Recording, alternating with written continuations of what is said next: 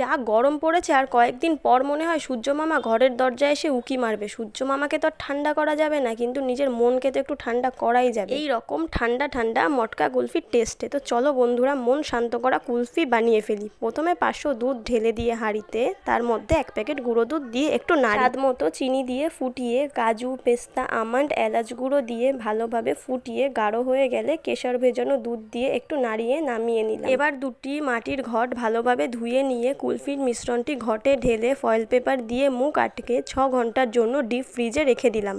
6 ঘন্টা পর ফ্রিজ থেকে বার করলেই দেখতে পারবে কুলফিটা খুব সুন্দরভাবে জমে গেছে আর খুব সুন্দর হয় খেতে। তো এইভাবে তোমরা বাড়িতে বানিয়ে দেখতে পারো।